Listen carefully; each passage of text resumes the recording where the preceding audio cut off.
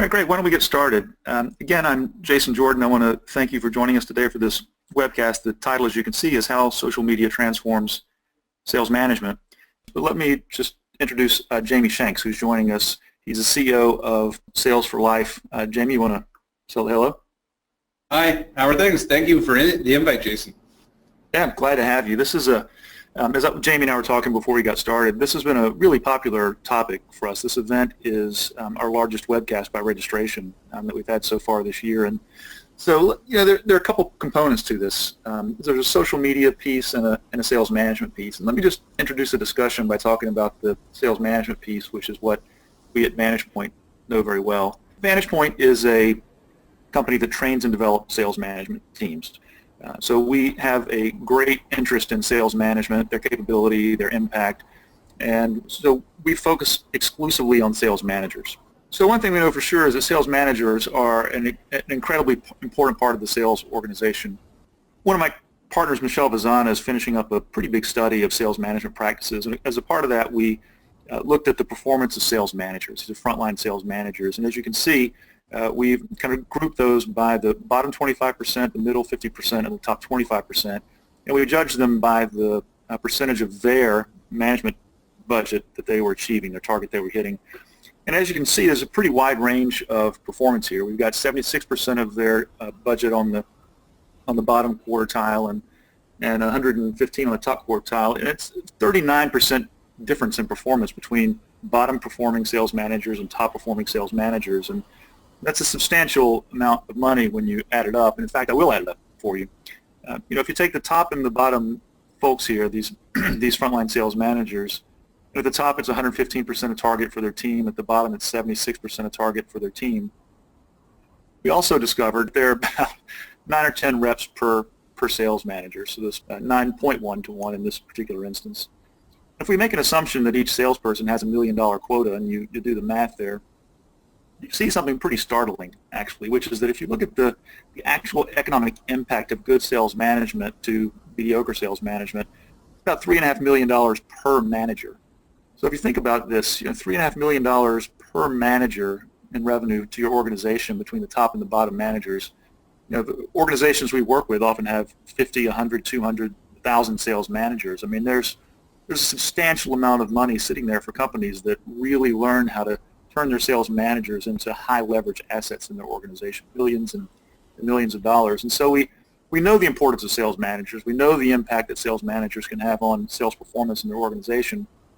What we as an organization, Vantage Point, haven't really had a good handle on is how social media plays into the role of sales management. And about 2 years ago, I got infatuated with this idea of sales management and social media. And so I sent out a survey to our database of sales managers, and I just asked them, I said, first of all, has social media had an impact on your role as a sales manager?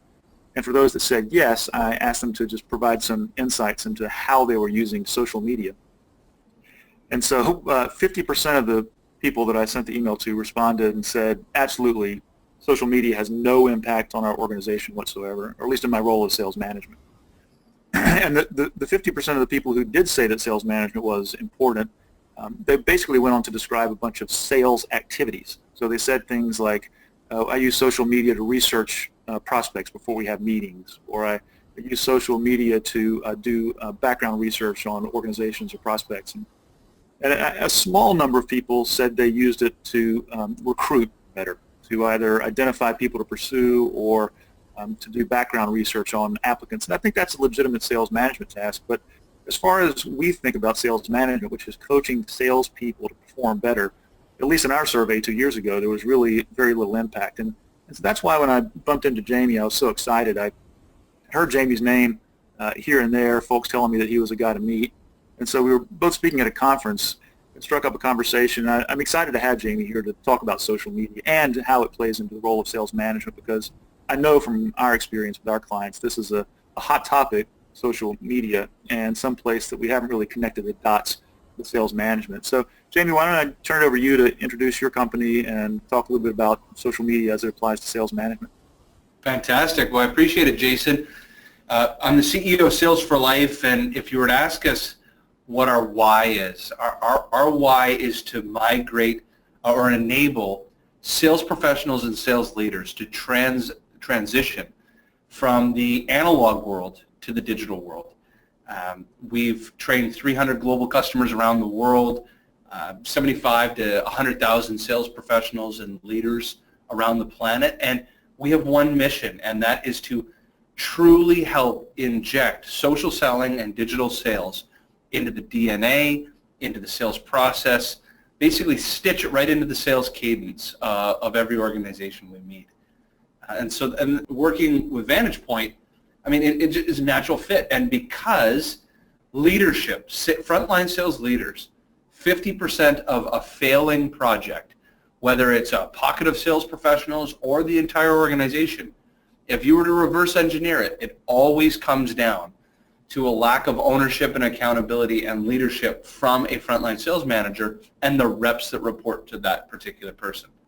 Maybe we could talk a little bit about what it would look like from a sales leadership perspective. And I think that the important piece here is to first understand what you as a leader can do to better serve your community, your customer, which I look at it as you're there to better serve your sales professionals. So if we jump to the next screen, what I want to show you is first answer the question, what is social selling? What is he talking about? Here's what I want you to understand. Whether you like it or not, your buyer is going to learn with or without you. I want you to take the context of the business to consumer world. You come home from work, say you're trying to build a car, or you want to buy a car, and you start building it online. You start researching, you start doing due diligence. Well, the business-to-business buyer does that same due diligence online, where they're reaching out to their peer-to-peer network, they're downloading assets to arm themselves with information to make informed decisions. So they're going through a buying journey using digital. The problem is the sales professionals are in an analog world. They're using the phone and email as their only communications methods.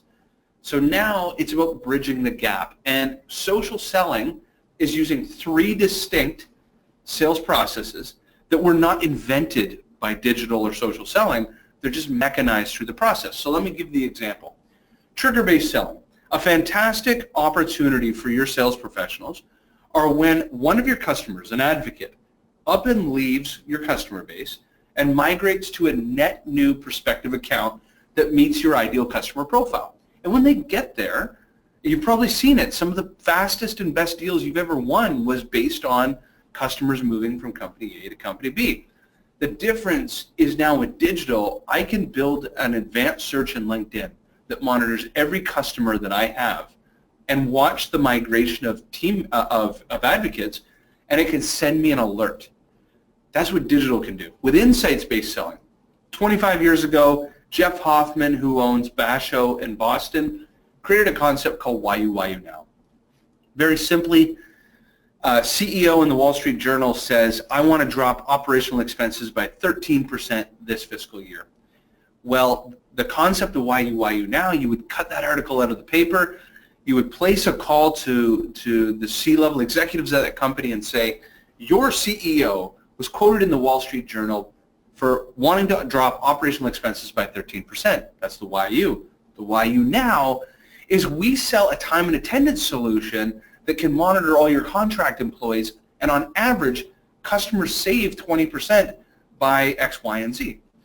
The difference now in the digital world is I can take blogs, infographics, webinars, podcasts, videos, and share these insights with people to push them along a journey, and as well to overcome that dead zone, that quiet time when a customer goes dark, you can continue to educate them. Referral-based selling. Didn't invent referral-based selling. It's going along quite happily since the Fuller Brushman.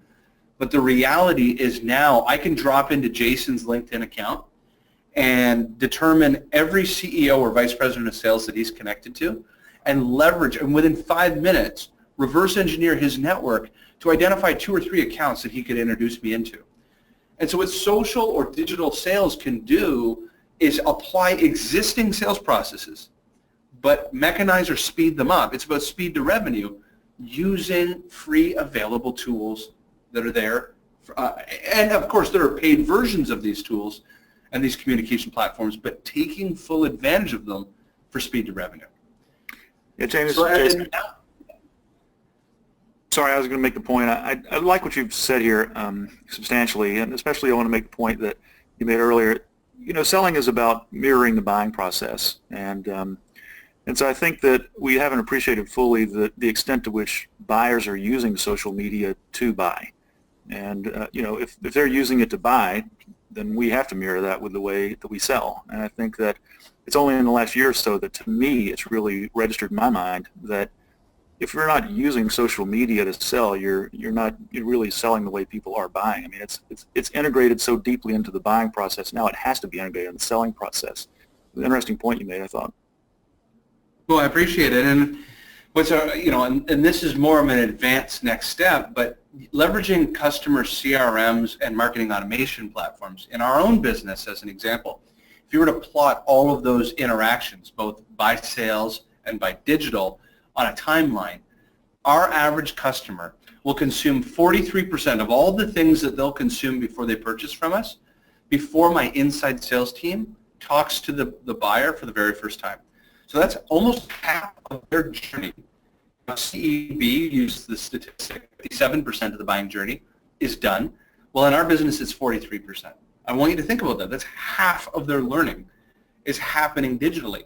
So what if we can actually know what are they consuming, why are they consuming it, and if we can help them along that journey, it'll make it for a much better partnership.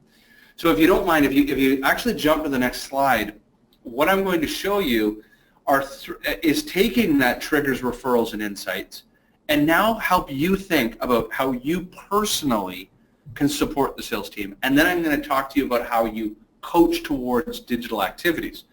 So the first is referral-based selling. Here's the thing. Being a great leader is about providing value to the sales professionals above and beyond your coaching one-on-ones and keeping them accountable to their actions. The sales professionals will have so much more, I can't even think of the word more than love for you, if you're adding incremental value to their lives. And one of those is you as the sales leader working with your customer success team to say, okay, what customers have we signed recently? Who are our advocates? Let's drop into the social networks of our best customers and let's see who they're connected to. And I, as a leader, are going to be that bridge point between customer success and the sales professionals to work together to be able to ask for introductions. So here's an example. We worked with Influitive. Here's Dave Premer. We drop into his social network, and he's connected to Mark Roberge, formerly at HubSpot, Ben Baldwin, Mark Oregon, of course, who owns Influitive, Adam, who has sold his marketing automation platform to Salesforce. I can reverse engineer David's network and to say, okay, how can he help me get into HubSpot? Well, Dave's connected to Mark. Well, I, as the leader, because I am a leader, not only can I get things done quickly in my own organization, but perhaps David would be more apt to listen to me if I started to help broker the introduction. So now all of a sudden I'm actually adding lead flow to my own sales team. If you go to the next slide, we'll now dive into an example of insights. Some of the best leaders that we've seen are ones that are encouraging learning and education.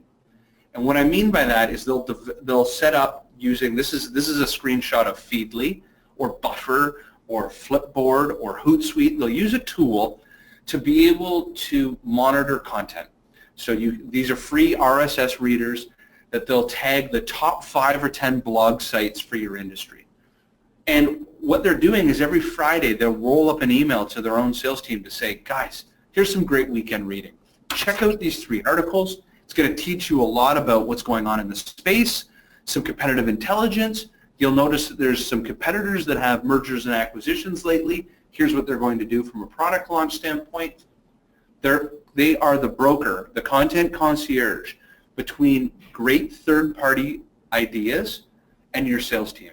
Because the sales team will always complain, I'm too busy, I'm in the market, I don't have time.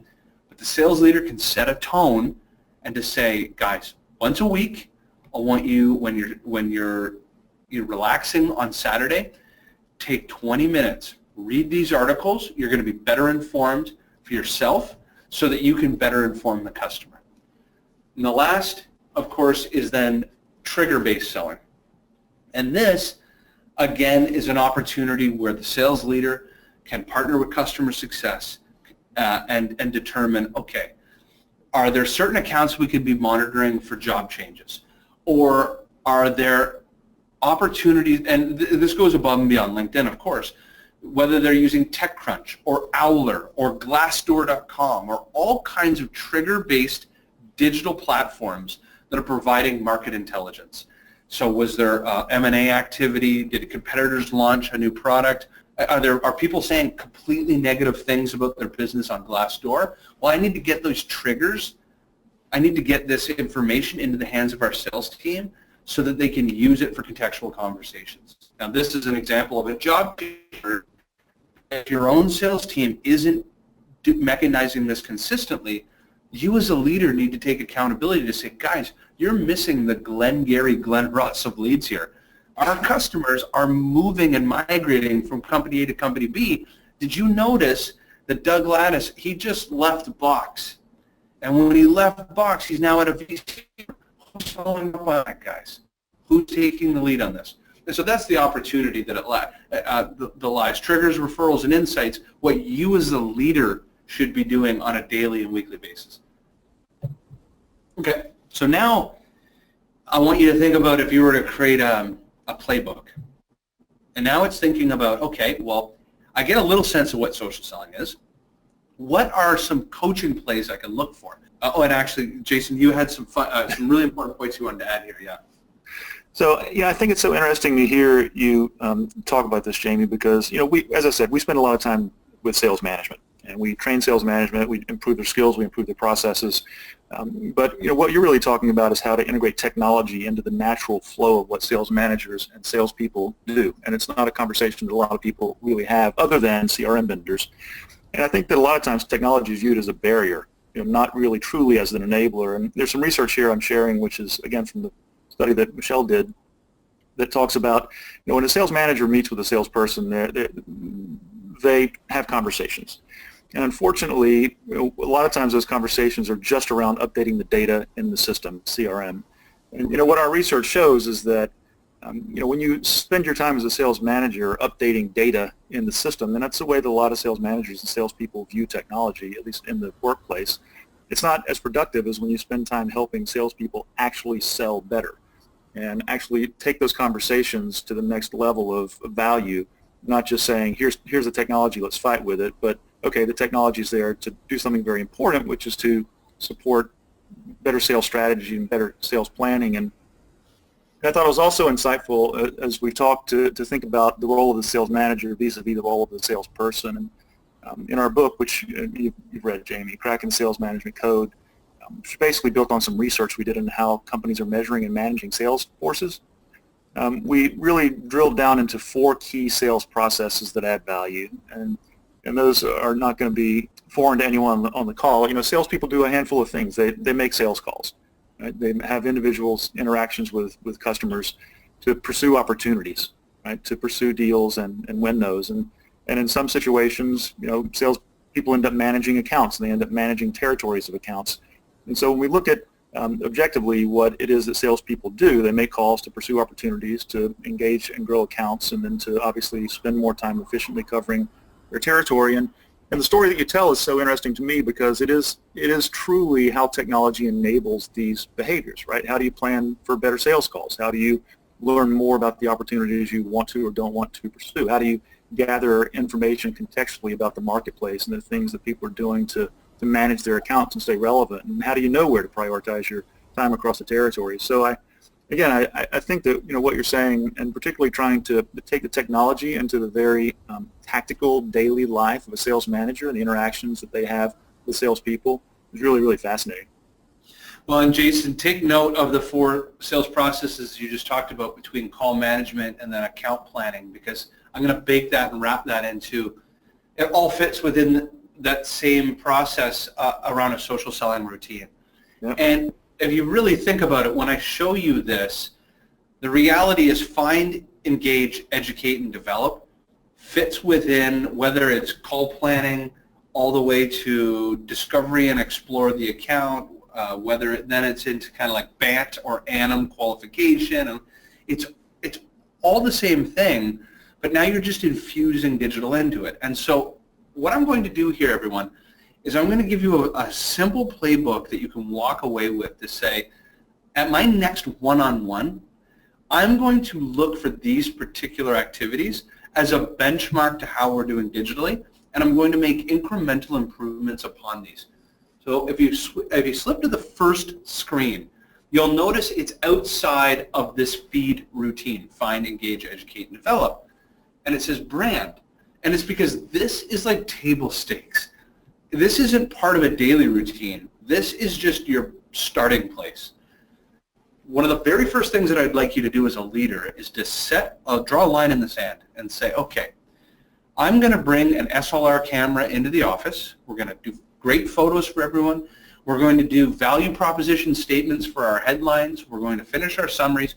But together as a team, in the next 2 weeks, we are all going to have buyer-centric social profiles. And the reason we're going to do this is that I've heard that, and this is actually results from a customer of ours once. They put UTM parameter codes, tracking codes, marketing automation tracking codes, to track their LinkedIn profiles. And what they determined was that 8 of 10 customers were actually checking out the sales professionals' LinkedIn profiles before they were doing deep dives into the company's website.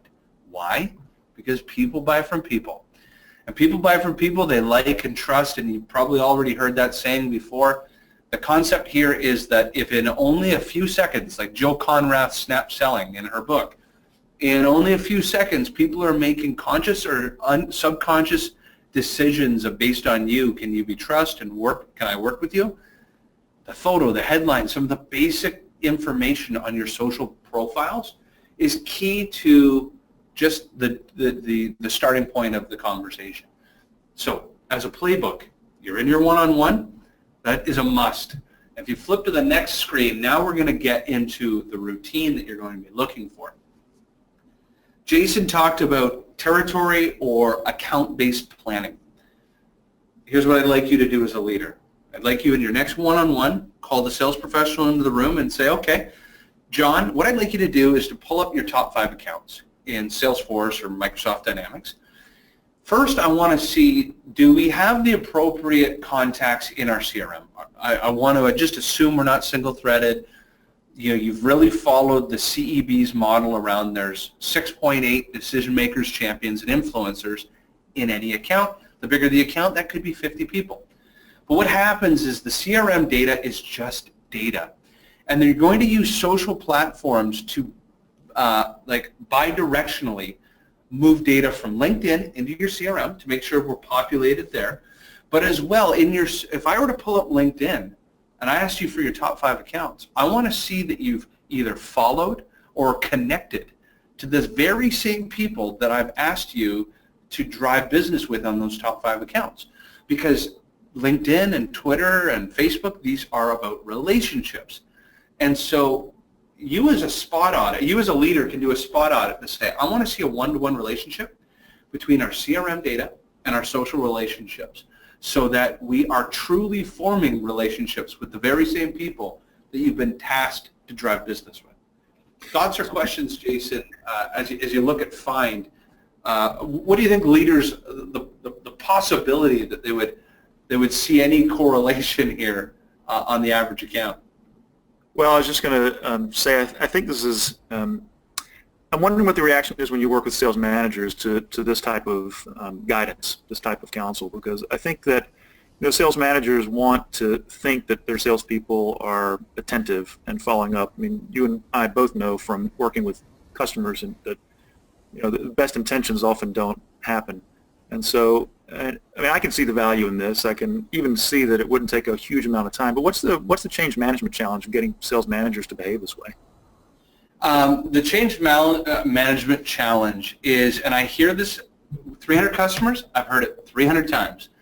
My sales professionals are really busy. I don't want to take them out of the field to do X, Y, Z. It's the same.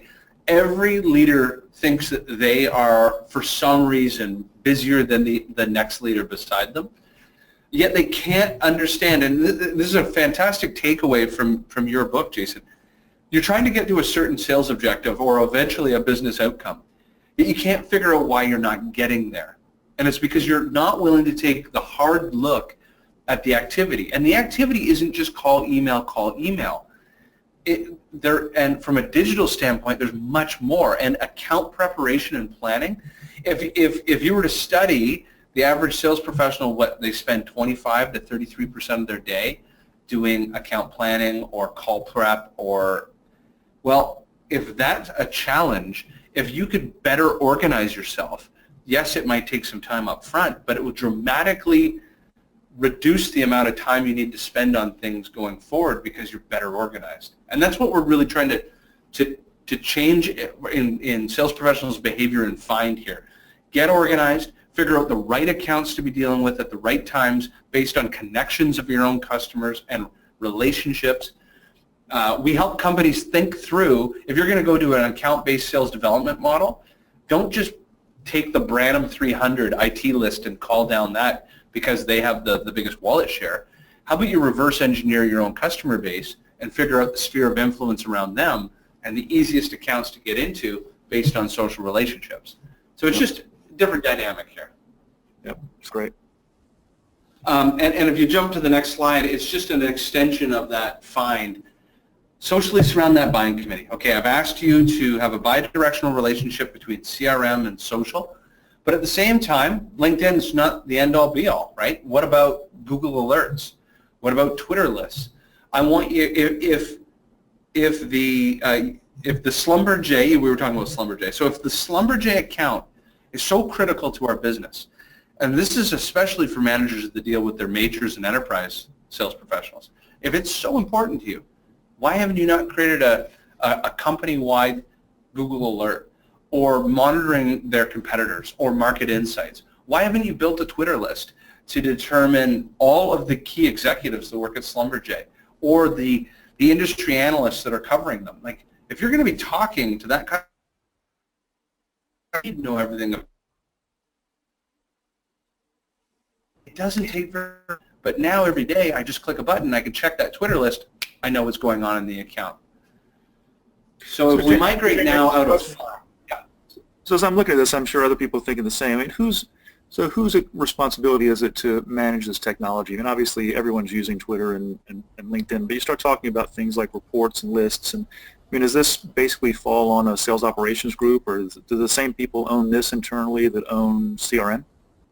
Oh, great question. So typically, when sales operations and or sales enablement are typically the ones looking at the people, process, technology and determining, are we going to have a decentralized way of looking at this? So as in free tools. Look at this, like Google Alerts free, Twitter free.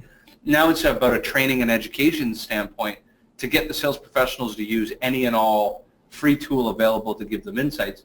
And then, of course, there's the paid version. You know, they might say, okay, we're all going to centralize this and buy inside view so that we all can have trigger-based information for every account. And that responsibility is usually sales ops or sales enablement. Okay. Yeah.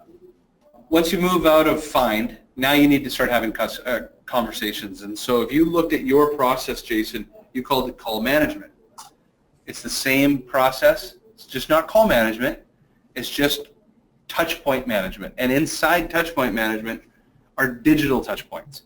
And those could be LinkedIn, Twitter, Facebook messages. Those could be emails. Those could be text messages. Could be anything. But now what you're doing is you're engaging the customer in conversations based on those three things we talked about: triggers, referrals, or insights. What is going to be the speed to revenue and the conversation that makes sense with that customer based on all the information I have? I could be pulling down 10K filing notes, Glassdoor.com information, G2 Crowd. What we do is we do competitive benchmarking. We have landing pages where we'll compare a group of companies and do a content audit on what percentage of their sales professionals are sharing insights on a weekly basis, and we'll share it right to them. And the engagement, I think it's less important to focus on the medium, as in, do you do this through LinkedIn or do you do this through Twitter? It's more important about the next slide. And that next slide is never, ever, ever, ever have a conversation that isn't embedded with a ton of value. Every touch point is sharing an article or a video or a blog or a podcast, and you're just constantly teaching. And that's the important piece of educating. That's what digital is all about, is taking you as a sales professional are this gateway of knowledge, passing it on to your customer to say, I know that you are busy and I know you live in a bit of a bubble sometimes. So I'm going to help guide you around market best practices. And every week or every month, I'm going to be here shaping that journey for you. Thoughts or questions around Engage? Nope. Now, I need to consistently educate both myself and the customer. You as the leader, and so if you were to look back at the Engage standpoint, that's where you can do spot audits to say, okay, John, you're working that Schlumberger account. Do you mind pulling up LinkedIn, or pulling up, LinkedIn, you could do that, or your CRM, and show me your activity. Show me the conversation. Show me your cadence, number one. How often are you reaching out? And number two, open up one of your last messages. Is it embedded with value? Or are you just doing like so many sales professionals? Are you ready to buy, writing emails? Are you ready to buy yet? Are you ready to buy yet? Week after week. I want to see that you're embedding value in there. And now I can move it further with educate. I'm in my one-on-ones. I pull a sales professional into the room and I say, listen, I just dropped into your LinkedIn profile and I looked at your activity. I notice you're not sharing content. I notice that you're not educating the market. And this is free and available to any manager to look and see, are my reps adding value to their social networks, known as their social reach.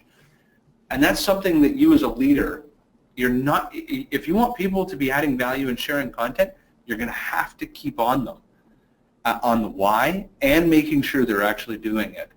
And it's free and available for you to do. Yeah, I think it's funny when you talked before. You said you had 300 customers. 300 had the same objection. If we have 300 customers and we talk about this level of engagement with sales managers, the word that comes up 300 times is micromanagement. And I don't want to micromanage my reps. And I just laugh inside, and my response is, this isn't micromanagement. This is just management, right? I mean, having a spot audit to make sure people are doing thoughtful things, and it's not that you're saying they're lazy or they don't want to do it. It's just that people are busy. Right? And we get wrapped up with the urgent stuff, but there's nothing here that should be offensive. I mean, this is a high-value conversation between a manager and a sales rep, and I don't view it as anything more than thoughtful management. Do you? No, and not at all. And actually, we didn't add some of these kind of communication best practice slides, but one of the best ways to manage, there's a sales leader at Sprint on the West Coast, named Chris Bryden. So across America, as we're rolling out social selling at Sprint, and what Chris Bryden does is, I talked about rolling up weekly insights. Well, every week he's sharing not only insights about the telecommunications space, where the market's going, what he also does is, as he's helping the sales team become more digital, he's rolling up stories, whether they're produced third party or internally on, did you see that Sally has just cracked open a door at an account that's been dormant for 2 years based on a particular video that she's been sharing with a customer. And did you see that we're actually doubled our touch points last month on digital, and it increased our sales qualified leads by 24%. Like he was working with him, he's constantly putting packages of education together for his sales team and giving it to them, and what it does is it shows the sales professionals how important education must be in the journey with the customer. And from a spot audit standpoint, that doesn't mean you're asking them to show me every message you sent all last week. It's you're keeping people honest. You're saying, okay, you said that Schlumberger is a critical account. I need to ensure that you're doing everything that you can to add as much value in that account as possible. And then the last piece here in your social selling routine is going to come around develop. And this is about a daily cadence as well. I need to look at it and say to myself, okay, as I'm adding value onto the social platforms such as LinkedIn, I want to see if there are ideal customers who have been noticing what we're doing, checking out my profile, and are very interested in what I'm doing because I'm treating myself like a digital newspaper. And so every day I check out who has inbound interest in my social profile, and I'm going to add a person, one new person into my network, because you have no idea who that person 3 months or 6 months from now, after you've better educated them, who they can introduce you to. And when it comes to an account-based sales development standpoint, the same principle applies. Every single day, I have not only Schlumberger, but I'm in the oil and gas market. Every single day, I'm thinking, okay, I have to build at least one new relationship at Chevron, and then the next day at BP, and the next day, Royal Dutch Shell. I'm constantly thinking about the power of adding the right people into my network daily, knowing that it will compound itself in the future. And I'll give you a customer example of this. Working with New Horizons Learning Centers globally, 3,000 sales professionals. They have a very simple digital activity that they do once a week. For 1 hour every Friday, it is the responsibility of every sales professional that works there of adding 10 new contacts from LinkedIn into their CRM times 3,000 sales professionals. Why? Because they know that long-term that will add a lot more opportunity into the business if they create an activity cadence of finding new people to sell to all the time. Mm-hmm. So that in essence is the elements you could coach towards, making sure people are finding, engaging, educating, and of course developing their network by whether it's one person a day or a couple people a day, whatever is important to your business. That you say, okay, well, last week you're only connected to 2 people over at Schlumberger. How are you doing this week? And just keeping them honest. Yeah, well, as I've said, as we're introducing this section, I think it's interesting how applicable this technology is at all stages of what salespeople do. I mean, we're talking about building a territory, basically, of prospects, building your network, talking about following and managing, getting insights into accounts. We're talking about making better sales calls and being more thoughtful about pursuing opportunities. And it's kind of funny how far this has come in a couple of years, because as I said 2 years ago, I sent out a survey and no one could really come up with any meaningful thing you would do with social media as a sales manager. And after being exposed to your content, it's almost impossible to think that sales managers don't have it front of mind. Right? I mean, it's so integrated into what people are doing if they're doing it well and using all the tools they have at their disposal. I mean, it's incredibly powerful when you connect the dots of technology and process.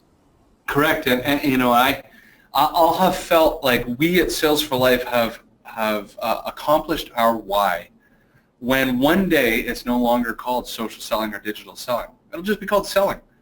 And we'll laugh about it one day in the future, no different than if we were doing a webinar right now called email selling, the future of email selling. You would say, come on, are you kidding? Like, that's just part of sales. And that's all that this is. But people don't yet see the correlation and the power that digital can add into your existing sales process. So I'm laughing inside as you're talking about this, because I think we've had the same discussion, or the same question I'm going to pose to you right now in a second, but the ROI, right? So in the CRM has been around for 30 years and people still ask about the ROI of CRM, and my response is it's just a part of what it's infrastructure. You don't need, how could you sell without it, right? I mean, it's just, you don't need the ROI of CRM. It's just a part of selling. And I'm sure you get the question all the time, what's the ROI of social selling? What's your response to that? Well, and this is the nice thing. Unlike other sales accelerators or enablement programs, or whatever you're doing to get more yield and throughput for the sales professionals, this is digital. That means that there's a fingerprint or breadcrumb left by every customer and every touch point.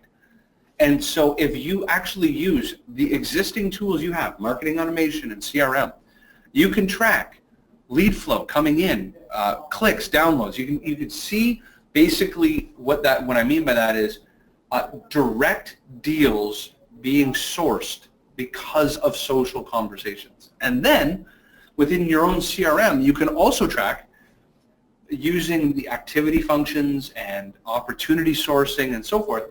You can determine what deals are being influenced and attributed by digital.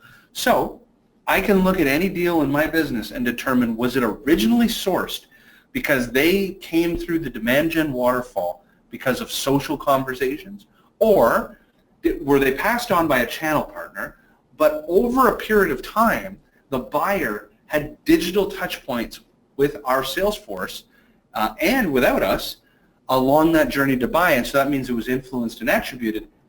It's every deal. In my business, it's every single deal is influenced and attributed by digital, and the best part is I can build dashboards and reports right in my own CRM to know exactly the return on investment.